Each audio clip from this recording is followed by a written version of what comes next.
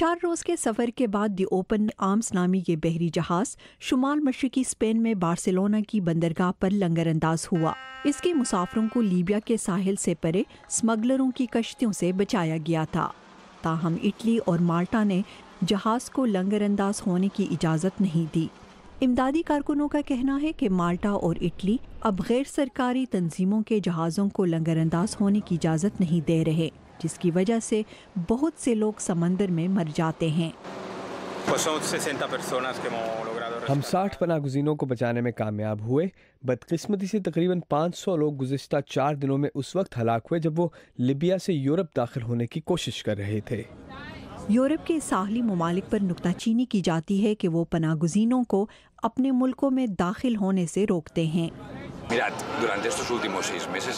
دیکھیے، گزشتہ 6 ماہ میں 50,000 افراد بحر روم کے راستے شمالی افریقہ سے یورپ آئے ہیں۔ کیا ہم 50 کروڑ یورپینز 50,000 افراد کے لیے انتظام کرنے کے قابل نہیں ہیں؟ لیکن افریقہ سے تارکین وطن کا آمد کا یہ سلسلہ شاید عشروں تک جاری رہے، اور بہت سے یورپینز ان کی وجہ سے پڑنے والے بوجھ سے پریشان ہیں۔ تارکین وطن مخالف تحریکوں میں اضافہ ہو رہا ہے اور بہت سے ممالک ان کو تسلیم کرنے سے انکاری ہیں۔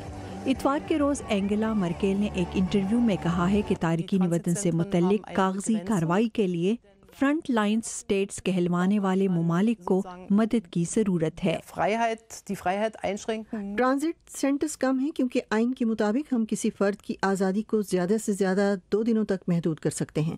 اس کا مطلب ہے کہ اگلے دن کے اختتام سے پہلے اس فرد کی اگلے ملک میں داخل ہونے کی کارروائی مکمل ہونی چاہیے۔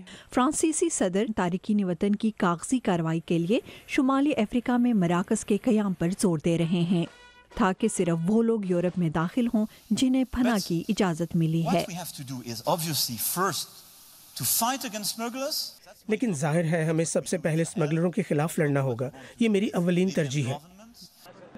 یورپی ممالک عرصے دراز سے لیبیا سے مطالبہ کر رہے ہیں کہ وہ لوگوں کی اسمگلنگ روکنے کے لیے اپنے ساحلوں پر زیادہ اقدامات کریں، لیکن ایسے میں یہ غیر قانونی کاروبار زوروں پر ہے جب انتہائی مجبور افراد کشتیوں پر سفر کرنے کے لیے کافی پیسہ خرچ کر رہے ہیں جو ان کو موت یا پھر بہتر زندگی کی طرف لے کے جاتے ہیں۔